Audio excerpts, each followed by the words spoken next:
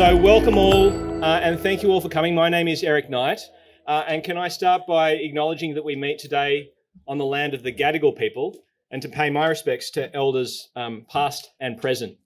I must say I had the great privilege of walking through the Botanic Gardens just before I came here tonight on a beautiful spring evening in Sydney, and then to come to this wonderful event here reminded me of Cicero, who said that if you have a garden and a library, then you need nothing else. Everything you have is here. And so I hope that tonight we can come together and Macquarie can play the role that we want to play, which is a light in this city for ideas, for important topics.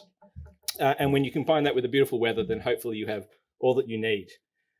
So I am here to introduce our event tonight, Catalysts for Change, Strategies for Leading Social Impact. And I'm going to introduce the speakers, but before I do so, I just wanted to share with you all a couple of announcements, because I think these will be of interest to many of you in the room for various reasons. So the first is to welcome and congratulate the MBA students who are here as part of the leadership unit. If you're one of those students, can you put your hands up? Fantastic. Thank you. I know that you had 10 minutes break between your class and coming straight into this. But as you know, and as Debbie Husky-Leventhal, the course director, and others have led, the MBA unit's a really critical part of our MBA program. And so it's fantastic to be able to align these events, which we host 4 times a year, with that unit. So welcome and thank you. And I hope you get a lot out of today in terms of how you lead in social impact organizations. The second thing to note is that an important part of the component today is not just the conversation we're going to have, but the networking that happens after that. So many of the people here tonight have done the MBA in years before you, have done the Masters of Applied Finance in prior years. So I think, and I know every alum who I have met has always been committed to helping you as current students in your various career pursuits, in your various job searches. So can I encourage you to please be brave, reach out to people, see if you can start a conversation with someone you haven't met before. I think that's all an important part of tonight.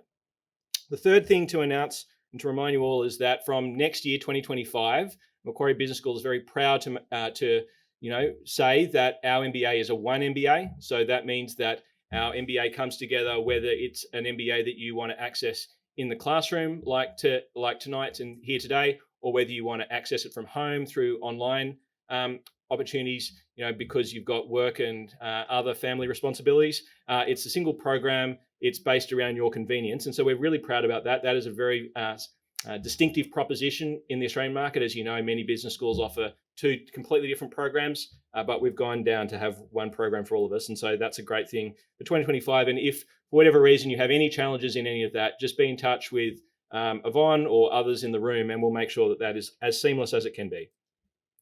My second last announcement is to say as well, and it seems relevant tonight given the speakers that we're hearing, that we will have a Masters of Health Leadership start at Macquarie Business School from the start of 2026.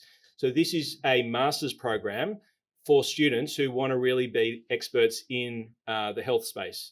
And so it's based out of the business school. It's the only program for health leadership of its nature that is going to be based out of business school as opposed to a health faculty. It's going to be priced to be accessible to people in the social sector as well. It's not just about business, and it's in line with one of the key thematics of this school, not only in environmental sustainability, but also in healthcare, and building on our various attributes there across economics, leadership, and beyond. So something to look forward to.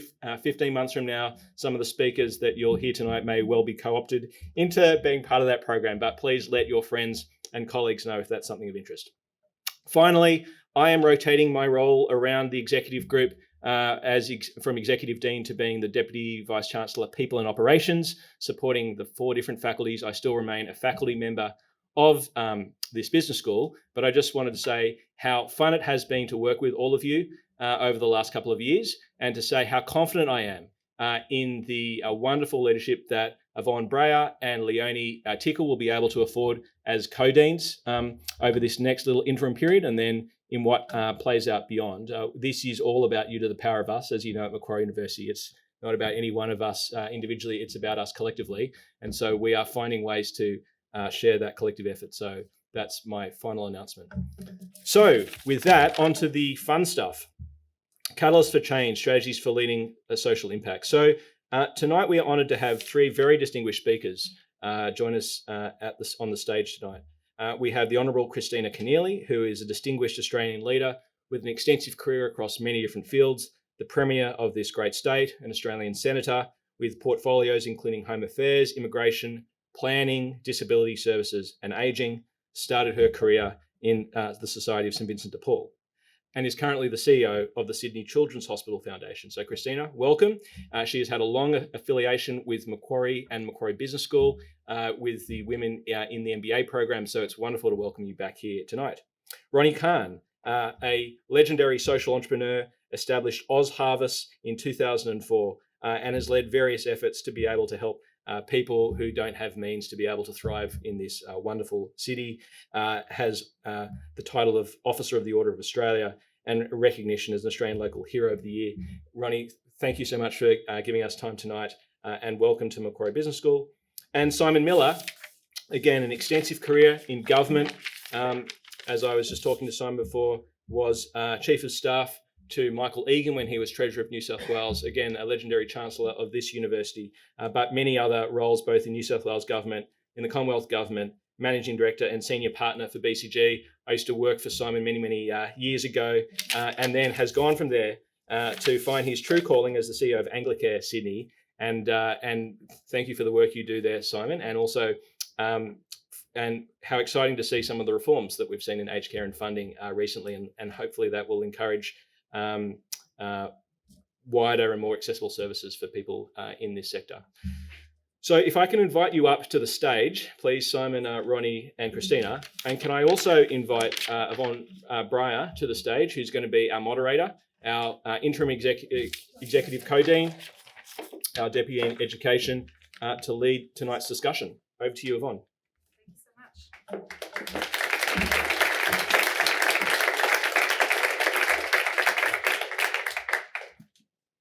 Okay, so I might just say thank you so much again, Eric. We are, of course, sad to see you move on from Macquarie Business School, but you're only moving a little bit down the street on the campus, so I'm glad that we're not losing you. And I'm absolutely honoured, and it's a great privilege to be your chair tonight. And just as we're about to kick off, I'd like to read something out to you, which will be quite short. And it's actually from Ronni's book, A Purpose-Filled Life. She says, "These days, I'm often asked what the exact ingredients are to a purpose-filled life. People want to know the steps I took to arrive at this point where I find my energy, how to get what they think I have. They want to know how to find passion and purpose, how to wake up feeling complete, how OzHarvest became what it is. Well, all I can tell you for sure is that the day I really started questioning what was meaningful to me, everything changed. And many of us, myself included, love a good list or recipe, something to follow to make sure everything turns out as it should. But if my life was a recipe, the ingredients would be a bit of this and a bit of that, all in good measure, but nothing precise or calculated." I thought they were very wise words indeed, Ronni. And so in the spirit of helping our MBA students in particular with the networking tonight, but also in the spirit of recognizing that in order to lead with impact and in order to make a difference, you need to connect. I'm going to ask you now to do one thing, and that is to pick up, you have a little piece of paper where you're sitting and a pen. You have this piece here. So you will notice that on the back of that piece of paper, there's white space. So I would like you to write on that white space a bit of this and a bit of that. And that is what you think you are going to do in order to make an impact. So you only have 60 seconds to do that. And then I would like you to exchange that piece of paper with someone in the room that you don't know. Now, we have very distinguished speakers up here, so this cannot be a raucous party that goes on for 30 minutes. David, you know who I'm talking to. So, you have 5 minutes for the whole thing. Make sure that you meet someone that you haven't met yet, that you haven't spoken to and who you don't know. You exchange your piece of paper where you write your bit of this and bit of that you will do in order to make an impact or to become a leader with impact. Go. I will call you to order in 5 minutes. Go. Well, 5 minutes in total, 60 seconds to write your thing. Kristina, thank you very much. Great timekeeping.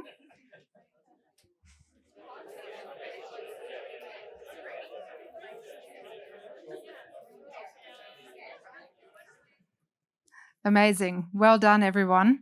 Who made a new connection? All right, amazing. That's exactly what we wanted.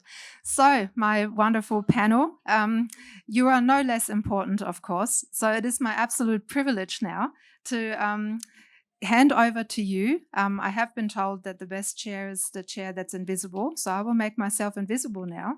And I might start with you, Kristina. Kristina, you have a very illustrious career under your belt. And you've been in politics and you've done many, many things, including work with us. But now you're the CEO of the Sydney Children's Hospital Foundation. Tell us a little bit about how you got there. So thinking of Ronnie's description, and first of all, thank you all for being here. It's amazing crowd on a Thursday night, so thank you. So I was seeing Ronnie's description of, a purpose-driven life and reflecting, I grew up Catholic, and I don't know if there's any Catholics in the room, but I think when you grow up in a Catholic environment where you really get the very overarching message about social justice and living for others. And my parents very much instilled in me that notion that we are responsible for the world in which we live and we should leave it better than the way we found it. And so to some extent, I was thinking, I don't feel like I really had a choice to live a purpose-driven life until until into my adulthood. And I thought, how am I going to adopt this sense of social justice and purpose and make that part of a career? And that career, your little bits of this and a little bits of that, I would add to that saying yes to unexpected opportunities. I started out with the view that I was going to get my PhD in theology and, be an advocate for women in the Catholic Church. That hasn't gone so well for the Catholic Church. And I gave up on that very early on. And partly because as I was doing that degree, I was a member of the Australian Labor Party and they were looking to elect more women into Parliament. And they came to me and said, would you consider running? And I hadn't really thought about running in an elected capacity. And so I said yes. And because I also had a view that was another way to live out the values that I have to try and make a fairer society for all. And so I often say about the job I have now, I might have left politics, but the values that allowed me to say yes to politics are the same values that drove me to want to work for the Sydney Children's Hospitals Foundation. The sense that you can do something that brings the community together and allows you to exercise leadership, to influence people, to give of themselves, of their time, of their money. And in my case, for children they may never meet, and to improve the health and well-being of children across our city, our state, and indeed our world. And it's such a remarkable privilege to be in that role. And yet it all stems from that very values-driven life that early on I was told I should lead, and later on in my adult life I adopted as my own. I think that's really inspirational. And I think, a lot of people who are here tonight and who are listening to us are probably thinking, what might that path look like for me? And at what point do I need to, step onto that path? Is it too late for me? Am I working in finance and there's maybe no way out of that? But I'm not quite sure that that's the case. Simon, you might talk a little bit about that because you worked for a very long time in a very illustrious career that's, probably quite focused on, achieving at BCG. So as being a CEO. Yes, well, true. So, and now you've gone to lead Anglicare, and you're doing amazing work over there. So, can you maybe speak a little bit to that? Yeah, sure. So, I I was at BCG for about 15 years, and BCG is an extraordinary place. So there'll be lots of MBA students who will be going, gee, I'd love a career at a place like BCG. I can strongly encourage it because it's a place where you get to try lots of different things. You get to explore, you get to solve problems, you get to work with some of the most amazing people. And so as a training ground for leadership, as a training ground for learning about yourself, learning about the world, it's extraordinary. And so I'd encourage people to think about that, but also to think about what does that equip you to do. And so that was really the move for me. Really in the middle of COVID, I was getting really sick and tired of doing consulting by Zoom because I love being out with people. I've never actually solved a client's problem at BCG by looking at the numbers. It was always the conversation you had with someone, the client going, can we just go and grab a cup of coffee and just talk about this? And it was really, really frustrating in the middle of COVID. So I was like, okay, I need to be open to a fresh opportunity here. And I really want to use the gifts that I've got, the skills that I've built at BCG to do something in the world. And I saw the role at Anglicare. And Anglicare is an extraordinary organisation because it is it's an amazing platform for change in this city. It was started by social entrepreneurs back in the 1850s. People who actually had many of the same motivations as Ronni, actually, as we'll find out. People who saw tremendous need in this city. At the time, one of the motivations for what originally became Anglicare was Chinese migrants who had come to Australia for the gold rush and that hadn't really quite worked out for them, and they'd fallen into poverty. And so there was a guy by the name of Frederick Barker who said, well, I've got to do something about this, and set up what's ultimately become Anglicare. But I saw this role at Anglicare and I thought that is a tremendous opportunity for me to take the skills that I've learned in political life, in working for the government as a bureaucrat, and then at BCG in terms of problem solving and MBA, and put it all into action in a new field. And so decided to throw my hat in the ring for Anglicare, and here I am. Amazing. I'm sure we'll have more questions for you in a moment. But Ronni, let's go over to you. In 2004, 20 years ago, you founded OzHarvest. You are one of those amazing social entrepreneurs who've really made a mark and made a huge difference. Can you reflect a little bit on your journey and tell us a little bit about how you got there and how things are going now? Absolutely. Is this on? Yes. Perfect. But before I do, can I just acknowledge that I'm sitting here tonight on Gadigal land and pay my deep respects to elders past and present, and extend that respect to all First Nations people. So I often say that I stumbled into this path of mine because so many times before, and I'm sure many of you will identify with this, we see problems and we just say, why doesn't somebody fix it? And I have no idea why I was gifted enough to decide, or be blessed to decide to fix the problem that I encountered and that I had been part of for many years.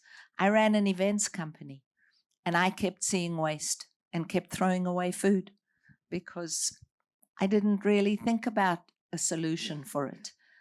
Until one time when I put on an enormous event for a bank for 1,000 people and laid on an absolutely magnificent spread, and also had phenomenal bars with beautiful barrels of beer and kegs of wine, or the other way around. I always get mixed up. The point is, my guests, and I always had plenty food so that they could balance the alcohol.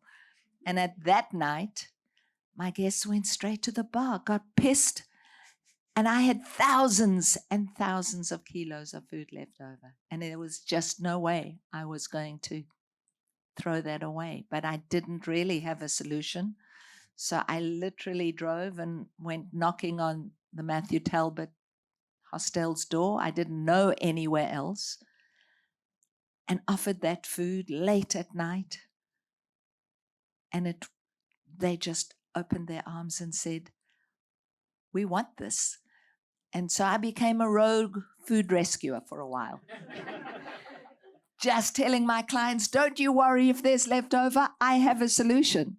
And I thought I'd just solve my little problem. I didn't realize that it was a $36 billion problem. I didn't realize that then it was a 3 million people problem. Today, you'll all be horrified to hear that it is a 10 million people problem in this magnificent country. And so it took a while until I realized that I needed to do something about it because nobody else had. There was this perfectly good food and there were people in need. And the beautiful thing is, I didn't even realize initially, but it didn't take long to realize that not only was I starting a social organization, I was also starting an environmental one, because every time you stop food from going to waste, it removes carbon dioxide from the atmosphere. It gives off methane, which is far worse.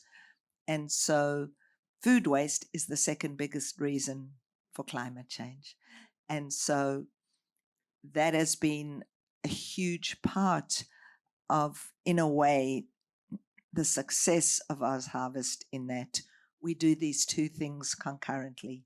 So there's this beautiful thing. So when you said, I love that you turned around and said something about it not being too late. It's clear that I do have white hair, and it's now not a secret that I started OzHarvest when I was 50. So just know that it's never too late. It's just never too late. So when people, just fresh out of school or fresh out of university come to me in panic, I just turn around and say, guys, you could do this at any time. It's not about age, and it's not about it ever being too late. It's about finding a solution, solving a problem, making an impact. It's all about the impact you can make. And it's not about the when, but it's about the how, and it's about fulfillment. Yeah.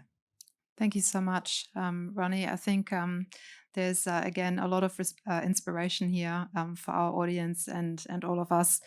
I wonder, in terms of, not everyone, of course, can be a social entrepreneur. Not everyone is going to, found a big company like this.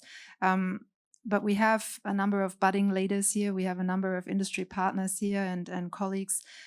How do you think, what are the kind of strategies for individuals to lead? And I'd like to hear from all three of you, but Ronni, if we can start with you. Sure. So the first thing I want to say is that there are 70,000 charitable organizations. Australia does not need any more.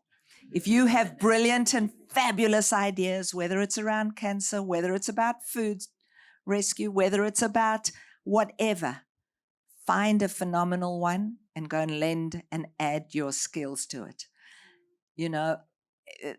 Interestingly, because there is a chapter in my book around this notion of what is your agenda when you decide to go and make a difference. And that's something you should all think about. So I think there are many different strategies. It's about, what difference do you want to make? What skills do you have? And the first thing to do is take action about it. Find out who's doing something similar. If there's not, look what the gap is. Talk to people. This connection that you've just done tonight would possibly be a connection that will serve you for the rest of your lives. Don't ever underestimate every single connection. This is a small country on so many levels, and yet it is so rich. It's rich in talent, and it's rich in need. And so there's so many opportunities. Thank you, Kristina. I wonder, from your kind of politically minded perspective, if you might speak a little bit to the kind of macro issues that we're experiencing, continuing to experience. I mean, Ronni, the number 10 million is indeed scary. So, from your perspective, Kristina, where to start, and what are the kind of, I suppose, factors that continue to play against us in a way? Wow, that's a big question. Well, you said you like challenges. Yeah, sure. Great. Amazing. So, in terms of the macro issues we're facing, we obviously are in really difficult economic times for many Australians. And in my organization, we fundraise. We do one thing. We don't deliver programs, but we raise money. And we can see that in our fundraising, and many other not-for-profits can as well, that Australians are giving at a similar rate than they used to, but they are giving less. And so that's a challenge. Would also say Australians, like many other first world countries, people are experiencing isolation and loneliness and a loss of social connection. The role that churches and unions and other types of organizations used to play in bringing people together is lacking. And people are finding some of that online. Some of those places online, though, are actually quite divisive, and the algorithms are designed to take people into darker and darker and more extreme views, or at a minimum, keep them talking and connected with people who only conform and agree with their views. So I think we're also losing a sense of shared information and facts and knowledge. None of this is unsolvable. But it is a description of where we are. I think the challenge that we all face in our organizations is, how do we respond to that? How do we use some of those new tools to create that social connection? How do we use the organizations and the opportunities we have to fill those voids? So if I can just briefly, when I think about in politics, when you wanted to change something, whether it was put a new bus stop on a road or change the public transport ticketing system or whatever it was, you had to work out, first of all, what is your purpose and your mission? What are you trying to achieve? What is the change you need to deliver? And then somehow get people who don't even know that that's really where they want to be or need to be to agree with you and support you and follow you as you implement that change. Now, it's not different in my organization now. Our purpose and our mission is to get people to give money voluntarily to help sick children. And sometimes they may not even know that they're going to give that money. And so we have to then think about, how do we get them to change their behavior? How do we get them to understand the problem? And how do we get them motivated to give us that money and to trust us with that money? And in that, I've discovered, really, this is very similar to politics, philanthropy. You're asking in politics for people to voluntarily trust you with their vote. Here you're asking them to voluntarily trust you with their dollars. And understanding what motivates people is still the most important thing. I have been really surprised, and this will get back to the social connection point I made earlier, how many of our donors, including our high net worth individual donors, are motivated to give us money because it allows them to join a community of like-minded people. We deliberately describe our volunteers and our donors as a movement of many.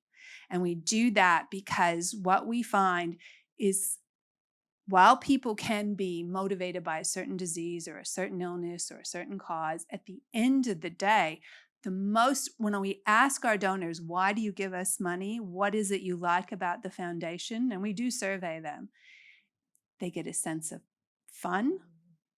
They get a sense of community, connection, and the sense that they're doing something good is there, but overwhelmingly, it is about being part of a movement of like-minded people who are doing. And so our donor events are huge. Our volunteering events, we have like 6,000 volunteers, and we hold these events, and it's because they and we've got volunteer shirts now and volunteer team leaders, and people, they just feel like they go to City to Surf. We have something like 800 volunteers at City to Surf, and they're wearing our shirts and they're like, I am part of this.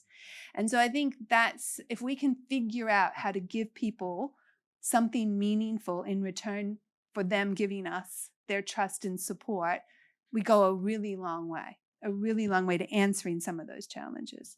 Fantastic. And no doubt you're bringing together people who will bring a rich set of diverse thinking to help solve problems, because it's not just the money, it's also the minds, the ideas and the connections that they have, the people who they know and those people who they know. So Simon, I wonder then, in terms of Anglicare and in terms of this being a business school panel, and your background with BCG, if I can just bring those three things together, why do you think does this panel? Why do we have a right to be here tonight? And why? What is the connection that you see from being a management consultant at BCG to going to Anglicare, a leader with impact? And why is this important to our MBA students, for example? And how do we draw those connections? Yeah. So, I mean, I think the reason why we're here, the reason why hopefully the MBAs are here is because they actually want to see change in the world. I mean, that's probably why you decided to do an MBA. That's why I decided to do an MBA back when I did an MBA 20 years ago. It's probably out of date now, but you probably need to do some executive education. You can come back and do another one if you like. Exactly. And so, I think part of the challenge, frankly, that the not-for-profit sector has had, and I see it around the aged care sector in particular, is we often get this sense of not getting the best people, right? But actually, it is an amazing opportunity to serve. It's an amazing opportunity to learn. The problems are so much more complicated than anything you're going to find in the commercial sector, right? I mean, the problems in terms of how do you help a company make more money? Yeah, there's some tough problems there, but let me give you an example. One of the huge challenges that we're facing in Australia at the moment is ageism. So I do a lot of work in the aged care sector. We're on the cusp of enormous social change. The baby boomers are getting to 80 and above, and they've changed every single social structure that they've come across in their lives, and they're about to now change aging. But Australia is not ready for it because actually we're a deeply ageist culture. And so that is an enormous problem when you're trying to run an aged care sector to care for people, but do it in a completely different way. And so if you want a really meaty problem to get stuck into as an MBA, come and work in the aged care sector, or come and work in solving food insecurity, because they're really, really gnarly, nutty problems where you can put your skills to good use, build a career, and, pay the bills and make a difference in the world. And I just don't know, frankly, I've now worked in all the sectors. I've worked in government, I've worked in the commercial sector, worked in the not-for-profit sector. This is the one that kind of each morning you get up and you go, actually, I'm actually doing something really meaningful here. It's interesting. When I spend too much time in the office, my assistant says, you need to get out in the business more. So I get out and I go and I have lunch with our residents in a nursing home, or I go and I help in a food pantry at a local church, or I go and meet our volunteers who are putting on something that builds connection in a retirement village. And it just recharges the batteries. And you say, hang on, I've got an organisation that exists to do this in people's lives. That's an extraordinary thing to do. So I just encourage MBAs to think about this as a career where you can use the tremendous skills that you've got to contribute to your own intellectual stimulation, your own sense of purpose, and for actually solving problems in the world. I love that. I think Ronni has a... Yeah, I do just want to add. So first of all, I'm fascinated because, Simon, you talked about the not-for-profit sector. I have never talked about our sector as the not-for-profit sector. I call it the for-purpose sector.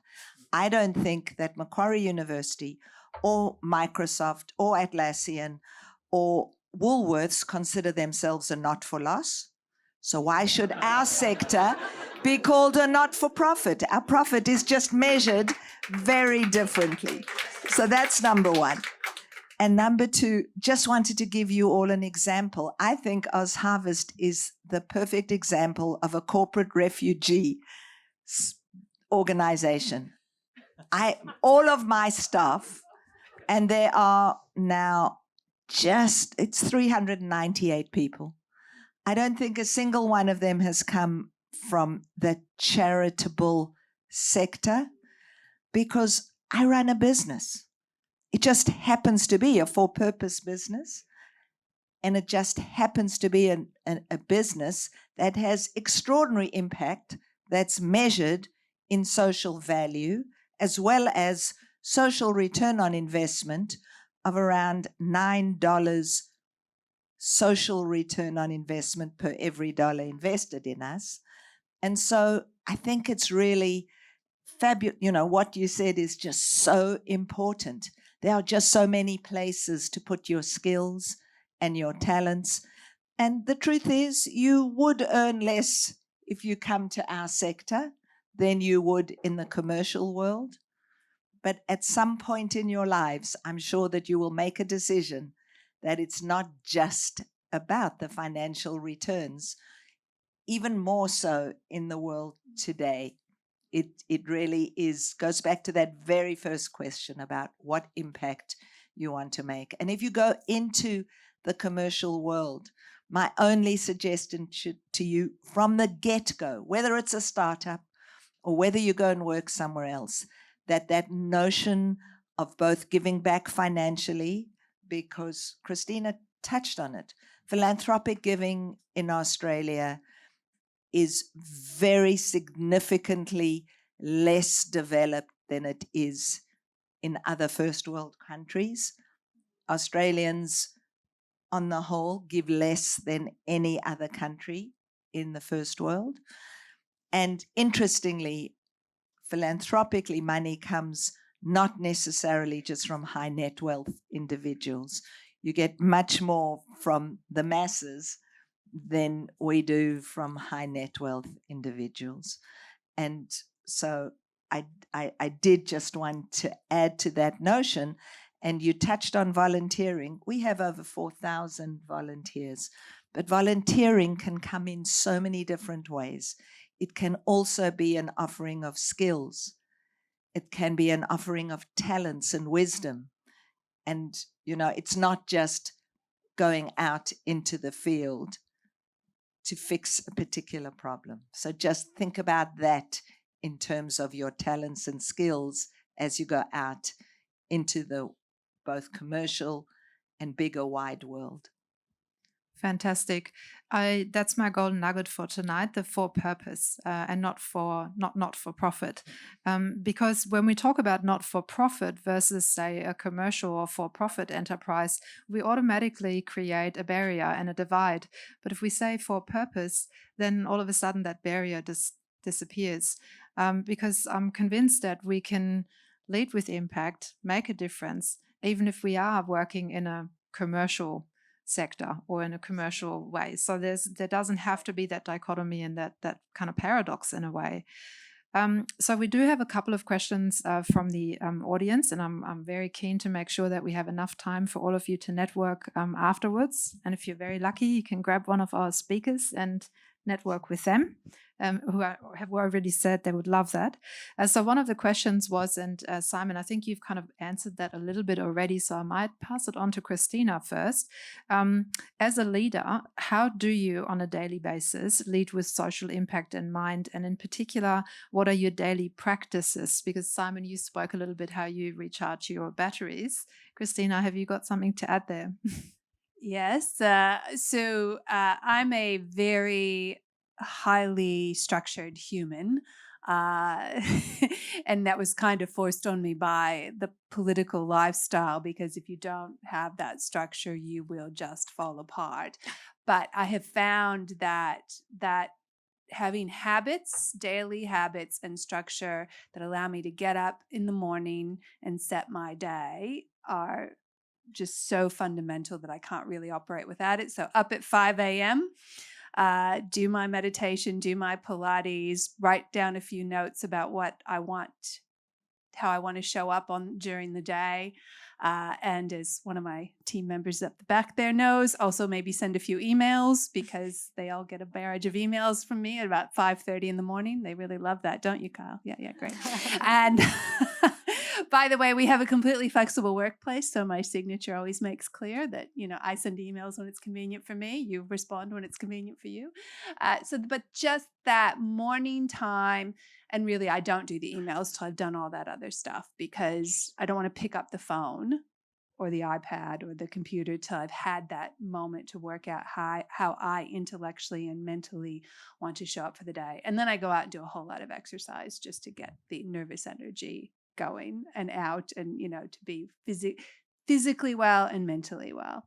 I just don't know how else I could nurture myself without that kind of routine. And when I don't have it, I really do struggle. Fantastic. So the 5 a.m. club really is a thing. I'm a big member of the 5 a.m. club. My husband has now moved it to 4:45. And because we have and Simon knows my husband, we have a highly competitive marriage. So I'm going to be up at 4:30 now.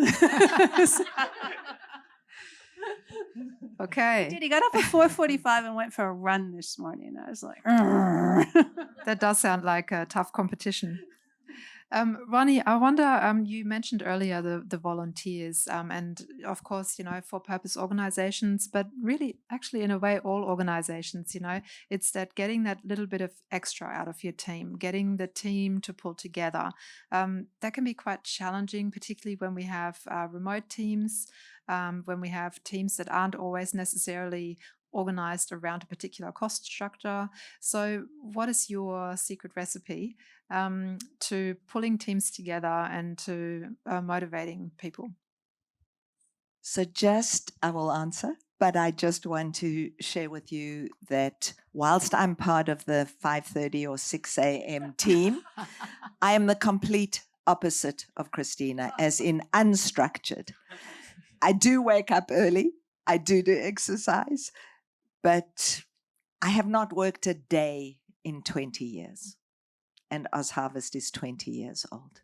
That's not work. So I just wanted to share that.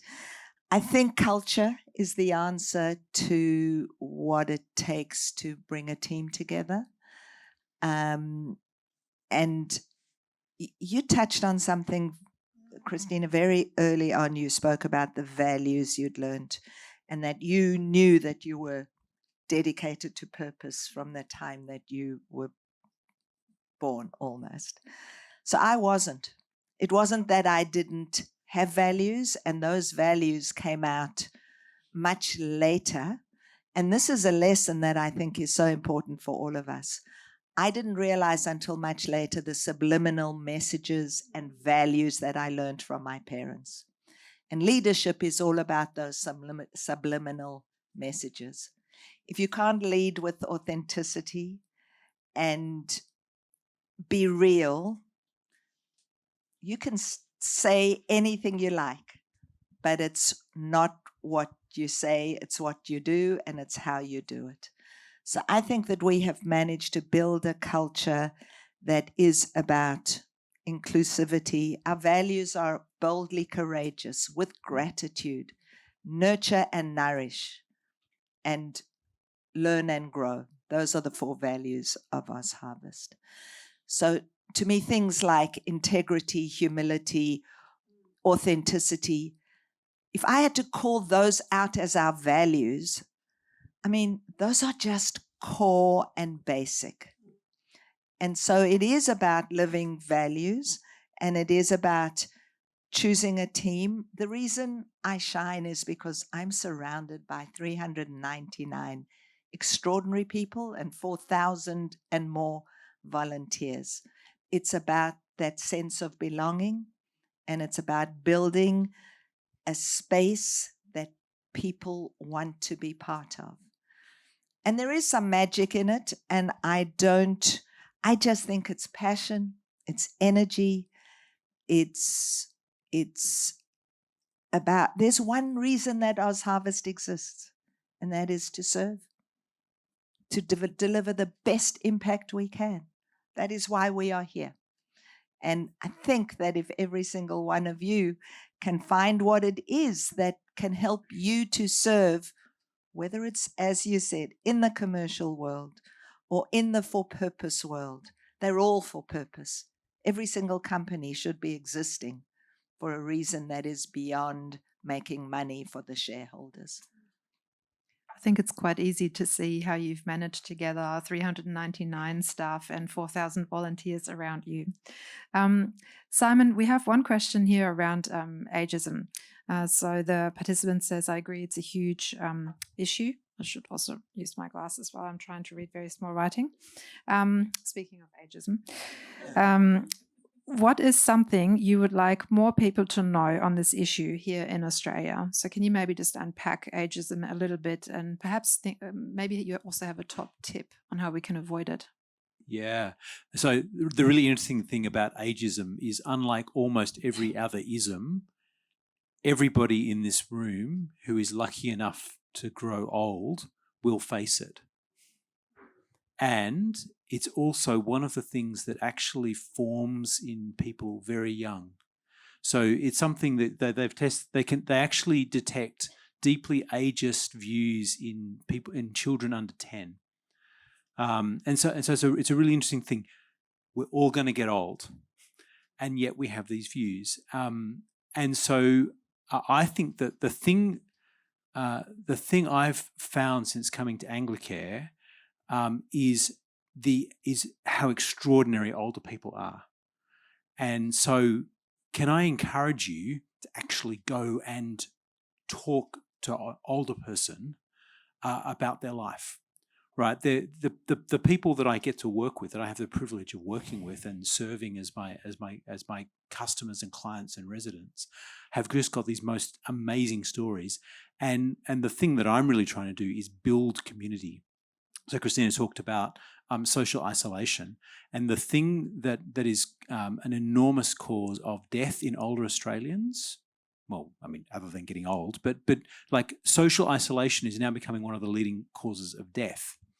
And so I'm all about how do we build community, and how do we make places for older Australians to be able to build thriving, flourishing communities. And so if you want to change your views on ageism and age, go and talk to some older people. I'm happy to help you. We have a volunteering program. But also just start to think about what is it actually, what is the contribution of older people? What has it been? But more importantly, what will it be? Because my view is actually we all continue to contribute. We continue to contribute to our families, continue to contribute to our communities, to our neighbours. And I see people learning new skills, doing new things, starting new ventures, solving new problems in the world at all ages. And so, yeah, hopefully that helps. That's terrific. So I'm just trying to kind of bring us kind of full circle. So we've talked about connection a lot, and we've talked about impact and the importance of, conducting yourself for purpose and making a difference. I know that Eric Knight often talks about social capital and sharing social capital and how important that is. Kristina, you spoke earlier about people feeling disconnected and the importance of belonging. We have many people in the city of Sydney who've come here without any social capital. I remember when I first came to Sydney in 2001, I didn't know anyone here. I had lost all my kind of professional connections that I had built in Germany. I didn't have any family, which was particularly difficult with 2 babies under 3. So, it was, it's really hard when you don't have that social capital. And I know a lot of us are in very similar situation. So, but then, of course, things change and we grow and we build connections and we build that social capital. So in terms of having an impact and being a leader for change and a catalyst for change, I wonder if I can just ask each of you what if you could ask one thing of the audience tonight to do today, tomorrow, to be a catalyst for change, to maybe share your social capital, what would that top tip be? And Ronni, we might start with you. So the way I'm going to ask you to take action is I'm going to share a quote, and I'm going to, I will go to my bag afterwards to get a prop, but I will do it without the prop right now. So the quote goes like this: in the event of a huge conflagration, like a bushfire, each of us has 3 principal ways we could behave on seeing this bushfire. Number 1, we can look at it and run away as fast as you can and leave those that cannot run to burn. It is an option. Number 2, you can write an angry letter to the newspaper demanding that the perpetrators get punished. That's an option. Or number 3, you can run and find a bucket. And if you cannot find a bucket, run and find a jug. And if you cannot find a jug, run and find a teaspoon. And I know that a teaspoon is tiny. And that fire was huge, but there are millions of us. And if every single one of us uses our teaspoon, we can put out that fire. So I'm going to invite you all to become part of the Order of the Teaspoon, where you wear a teaspoon around your neck or a teaspoon on your shoulder, a teaspoon on your finger, to remind you that each and every one of us has a teaspoon and can take action to do random acts of goodness, kindness, or in your daily life, in your business life, you find a way to make the biggest impact possible. So I'm going to actually ask you all to do something very quickly. Put your hands together, every one of you. Look down into your hands, because in your hand is your metaphorical teaspoon. Can you take that teaspoon? Can you put it to your heart? And can you commit every day to use your teaspoon for random acts of goodness, kindness, impact, make a difference in this world? That's your call to action. Wonderful. A teaspoon for purpose. I actually have a pre-loved teaspoon in my bag. And I normally say, and I will happily do this, is there anyone brave enough, courageous enough who actually wants a real teaspoon? Pre-loved, I have no idea which souvenir place it came from, because people send me their granny's teaspoons. So I'm offering it. And if somebody wants it, you come to me afterwards as your personal reminder of your teaspoon. So somebody put up their hands if there's somebody brave enough. Oh, Okay, I love how many that there are a few teaspoons of do you have? Whoever gets to me first gets the actual teaspoon. Amazing. Thank you, Ronni. Kristina. I think this is going to be the difference between Ronni and me, because she's told you a beautiful, metaphorical, imagery-filled story. And now I'm going to give you a highly structured way to go about some of this. So this is a true story. A few years ago when I was working for, of all places, Sky News, and I like to say when I worked for Sky News, so did Stan Grant and David Spears and a lot of other normal people. So Patricia Carvallis, it was a really normal place then. And I was also on during the day, not Sky at night. So that's the other thing. But no, I'm just kidding. I really did enjoy my time at Sky News. But I had gone there after I left politics. And I read in a book this kind of way to think about how you spend your time. And so I did this exercise, and it was write down on one side of the page all the things that really matter to you. Your relationship with your partner, your kids, your connection to your community, doing something good in the world. Is it making money? Is it career advancement? Whatever it is, write it down. Who are the people who are valuable to you? And write a list of them. And then on the other side, look at your diary for the week and work out how much of your time you allocated to the things that you said were important to you. And as much as I enjoyed my relatively easy job at Sky News, I realized I was spending a lot of time doing something that wasn't actually contributing to the things that I thought were important to me. And that started me to think about, what do I want to do with my time? And I didn't, resign the next day, but it was a really purposeful exercise in thinking about, how am I spending my professional time? But it was also important to think about, have I allocated enough time to my husband? Because while we are competitive on lots of sports and other things, we also do love each other very much. Have I given enough time to my aging mother? Have I, spent enough time with people I describe as my closest friends? Am I doing the volunteering work I always say I would like to do, but never seem to get around to? So that kind of analysis of what's important to you and how you spend your time, I just found, and I still try to do it every so often, because it just is so enlightening on, you only get so many minutes on this earth. Am I going to use them in the way that when I get to the end of my life, I feel I haven't wasted the time or the opportunity that I was given? Fantastic. What actionable advice. I can already see our students and maybe our other colleagues and friends taking some vivid notes here to remember to do that when they come home tonight. Simon. So we've talked actually a lot about values, and I love the way you frame your values. It's beautiful.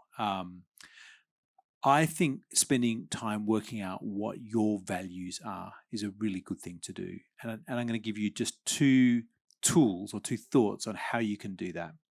And one of them is quite confronting. So, but the one that's not confronting is to just think about the way you work out what you value, what your values are, is what's the thing that would make you angry if you lost it?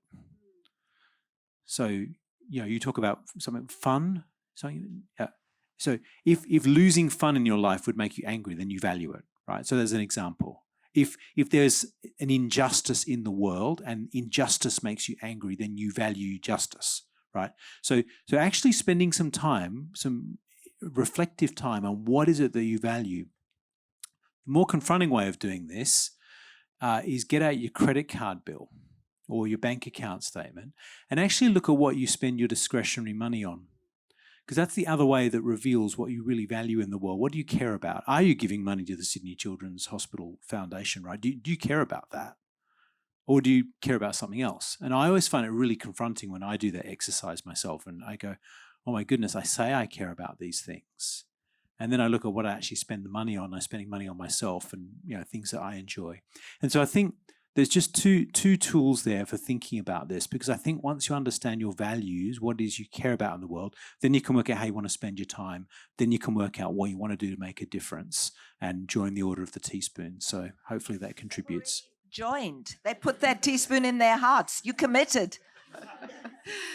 Well, thank you so much to the 3 of you. I think everyone in the room here can agree that tonight was time extremely well spent and invested, and it was an absolute privilege to hear from the 3 of you and have you so openly and generously share your thoughts and your journeys with us, and also some absolute amazing top tips. So please join me, everyone, in thanking our panel.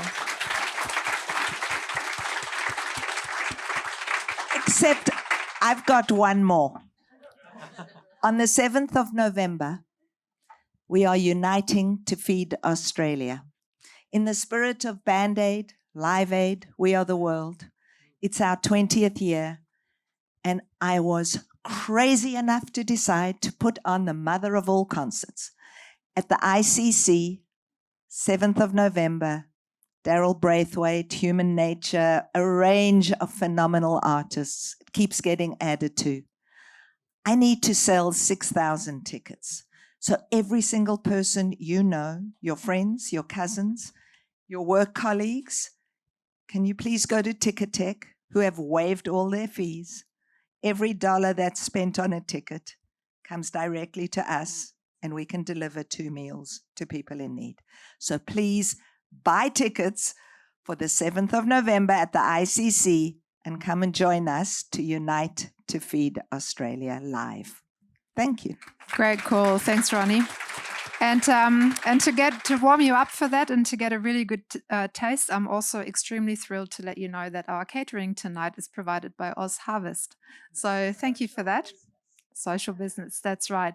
So please go and enjoy yourself, find your networking buddies or meet someone else and go forth and make a difference. Thank you so much.